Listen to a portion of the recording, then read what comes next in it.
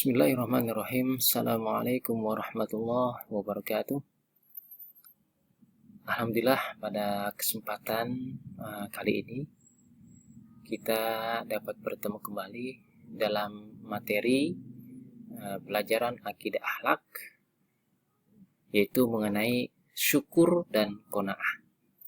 Mudah-mudahan anak-anakku kelas 8C dan 8D mudah-mudahan selalu diberikan kesehatan oleh Allah Subhanahu wa taala dan diberikan kemudahan di dalam mempelajari ataupun menerima ilmu dari para dewan guru. Nah, pada kesempatan kali ini kita akan membahas mengenai syukur dan qanaah. Pertama adalah pengertian syukur. Syukur, pengertian syukur secara bahasa artinya adalah berterima kasih. Itu secara bahasa.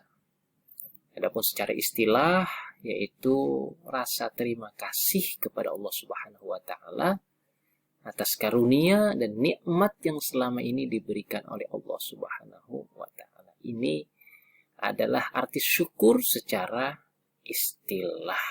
Ini.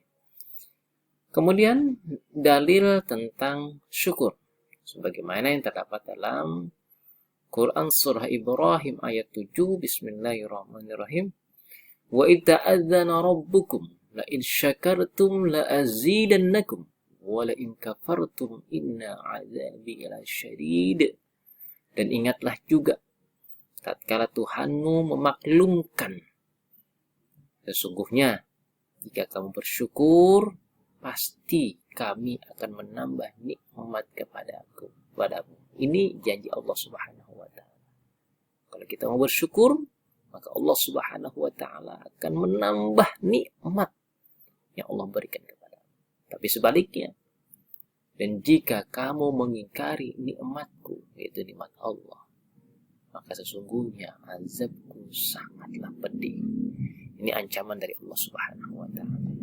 Makanya kita sebagai hambanya, sebagai makhluknya, ya, apapun yang diberikan oleh Allah Subhanahu wa taala, nikmat yang seperti apapun yang Allah berikan kepada kita, baik besar maupun kecil, tetap kita selalu bersyukur kepada Allah Subhanahu wa taala. Jadi jangan kita bersyukur tatkala kita mendapatkan rizki, keuntungan yang banyak. Tapi tatkala kita tidak mendapatkan keuntungan yang banyak alias kecil, Allah memberikan kepada kita sampai kita tidak mau bersyukur. Jadi nikmat apapun yang Allah berikan, besar maupun kecil, maka kewajiban kita sebagai makhluknya adalah untuk selalu bersyukur kepada Allah Subhanahu wa taala. Karena apa? Karena janji Allah, Allah akan menambahkan rizki yang telah Allah berikan kepada kita. Tapi sebaliknya kalau kita nggak mau bersyukur, hati-hati. Inna azabi lasyadid. Sesungguhnya azabku amatlah pedih. Ya. Kemudian dari lain dalam hadis Nabi dikatakan yang diriwayatkan oleh Imam Ahmad dan Imam Baihaqi, "Oman lam yashkurin nas lam yashkurillah." Barang siapa yang tidak bersyukur kepada manusia, berarti ia tidak bersyukur kepada Allah Subhanahu wa taala.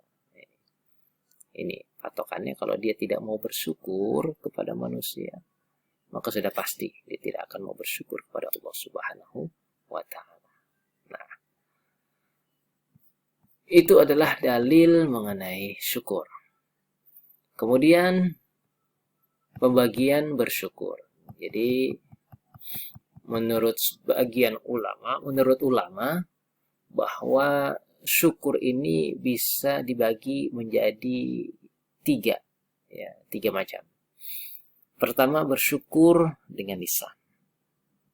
Ya, maksudnya yaitu mengakui segala kenikmatan yang telah diberikan oleh Allah Subhanahu wa taala kepada hamba-Nya. Mengakui. Jadi kalau Allah memberikan kenikmatan kepada hamba-Nya, besar maupun kecil, banyak maupun sedikit, maka minimal kita mengucapkan dengan lisan kita, alhamdulillah wa syukurillah. Nah, ini sebagai ucapan. Ya. Kita ucapkan, kita lantunkan dengan lisan kita.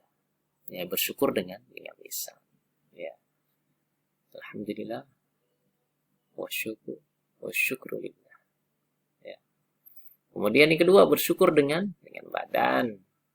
Maksudnya yaitu bersikap selalu bersedia mengabdi kepada Allah Subhanahu wa taala. Ya. Bersyukur dengan badan. Ya. Kalau kita mendapatkan suatu kenikmatan di luar kemampuan nalar otak kita, ya, maka kita melakukan dengan anggota badan kita yang kita kenal dengan sujud syukur. Ya. Sujud syukur. Nah ini, sujud syukur.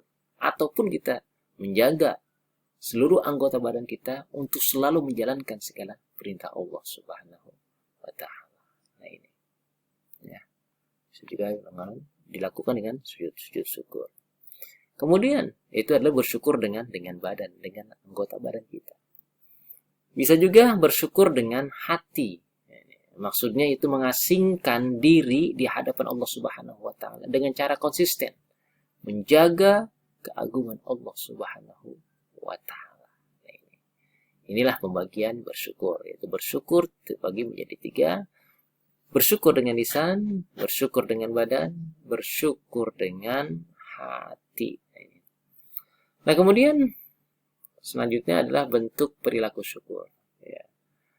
Bentuk perilaku syukur pertama, berterima kasih tiada henti kepada Allah Subhanahu wa taala. Kemudian yang kedua, bentuk perilaku syukur, suka bersedekah, berzakat, berinfak, dan beramal jariah karena Allah Subhanahu wa taala. Karena apa yang kita miliki, di situ ada hak Allah, hak fakir miskin, hak orang-orang yang membutuhkan dari harta yang kita miliki. Nah, ini cara kita bentuk perilaku syukur kita kepada Allah Subhanahu wa taala. Kemudian hikmah atau nilai positif atau keuntungan apa saja yang dapat dipetik dengan kita memiliki perilaku syukur. Yang pertama, nikmat. Nikmatnya seseorang tersebut akan ditambah oleh Allah Subhanahu wa taala. Kemudian yang kedua, dapat menjauhi sifat tamak dan rakus. Nah ini. Ya. Kemudian yang ketiga, terbentuknya pribadi yang berhati mulia. Dan masih banyak lagi. Nah, selanjutnya itu yang pertama adalah pengertian syukur. Yang kedua yaitu qanaah. Apa itu qanaah? Nah, qanaah secara bahasa artinya rela menerima atau merasa cukup, atau bisa juga artinya pasrah. Ini secara bahasa. Adapun secara istilah yaitu menerima dan rela apa yang telah Allah Subhanahu wa taala berikan kepada kita. Jadi kita setelah bekerja, kita berusaha, kemudian kita berikhtiar, kemudian kita bertawakal kepada Allah Subhanahu wa taala, menyerahkan segala sesuatunya kepada Allah Subhanahu wa taala. Segala sesuatunya kita sandarkan kepada Allah Subhanahu wa taala. Setelah itu ya, kita bersabar. Nah, setelah itu sambil menunggu hasilnya seperti apa, bersabar. Nah, setelah itu baru kita tahu, oh ternyata hasilnya seperti ini, di luar dari yang kita prediksi, di luar dari apa yang kita harapkan. Nah, disinilah pentingnya kita qanaah. Ya.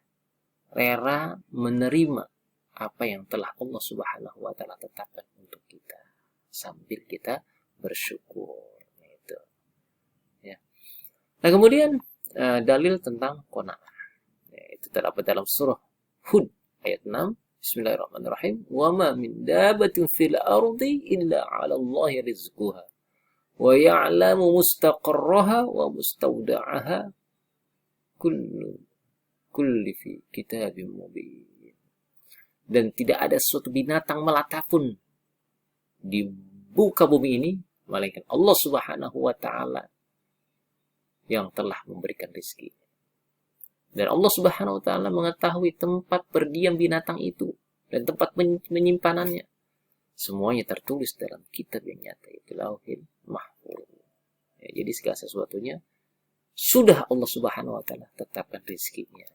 Jadi segala makhluk Allah ini sudah ditetapkan rezekinya ya oleh Allah Subhanahu wa taala, baik manusia, binatang, dan seluruh makhluk sudah ada, sudah ditetapkan rezekinya oleh Allah Subhanahu wa taala. Dalam hadis Rasulullah Shallallahu alaihi wasallam mengatakan, ya, yang diriwayatkan oleh Imam Bukhari dan Muslim, "Laisal ghina an kathratil 'aradi, walakinal ghina ghina nafs." Bukanlah kekayaan itu lantaran banyak harta, akan tetapi kekayaan itu adalah kekayaan jiwa. Nah, ini dalam Islam. Ya, syukur-syukur ya, harta banyak ya, kemudian ya kita juga memiliki kekayaan jiwa hati kita. Nah, ini itu arti qanaah dan dalil tentang qanaah. Lalu bagaimana cara kita berperilaku qanaah? Ya. Yang pertama, senantiasa merasa rela apa adanya dengan penuh rasa syukur. Apapun yang Allah berikan kepada kita, kita harus menerima dengan lapang dada sambil kita bersyukur. Nah, ini. Jangan sampai kita memaki Allah, tidak bisa menerima terhadap ketentuan Allah Subhanahu wa taala. Ya, karena dalam hadis qudsi dikatakan, dalam hadis qudsi, ya, barang siapa yang tidak rela dengan ketetapan yang telah Allah Subhanahu wa taala berikan kepadamu, maka kata Allah, silahkan cari Tuhan selain saya. Ini tantangan Allah Subhanahu wa taala. Suruh cari Tuhan selain Allah. Coba. Sedangkan agama yang benar adalah agama Islam. Tuhan yang paling benar adalah Allah Subhanahu wa taala. Jangan sampai kita tidak menerima terhadap ketentuan yang telah Allah Subhanahu wa taala berikan kepada umatnya, kepada makhluknya. Kita harus menerima apa adanya sambil kita bersyukur. Yang kemudian cara berperilaku adalah merasa cukup terhadap apa yang diterimanya. Nah, ini masih banyak lagi. Nah, kemudian hikmah atau nilai positif atau keuntungan dari perilaku qanaah. Yang pertama adalah kita akan memiliki jiwa yang tenang. Karena apa? Karena merasa apa yang didapatkan merupakan karunia dan anugerah dari Allah Subhanahu wa taala. Kemudian yang kedua, terhindar dari sikap iri, dengki, serta tamak ketika melihat orang lain mendapatkan rizki atau karunia lainnya. Ya, karena kita tahu ini merupakan sudah ketetapan Allah Subhanahu wa taala. Ya. Kemudian hati senantiasa lebih sabar dan bisa menyikapi masalah atau bencana yang terjadi pada dirinya dengan lebih baik lagi. Ya. Kemudian yang keenam, senantiasa merasa cukup dan puas atas apa yang didapatkan setiap hari. Inilah keuntungan yang akan kita peroleh dengan kita memiliki perilaku atau sikap qanaah. Ya. Mudah-mudahan apa yang kita pelajari pada kesempatan kali ini dapat menambah wawasan kita, pengetahuan kita mengenai syukur dan qanaah. Walaupun sedikit, mudah-mudahan dapat kita ambil hikmahnya. Semoga kita dapat bertemu pada waktu yang akan datang dengan materi dengan materi yang sama ataupun berbeda nantinya. Yang mudah-mudahan kita semua selalu dalam lindungan Allah Subhanahu wa taala. Mungkin ini saja yang dapat Bapak sampaikan. Kurang lebih mohon maaf. Wabillahi taufiq wal hidayah. Wassalamualaikum warahmatullahi wabarakatuh.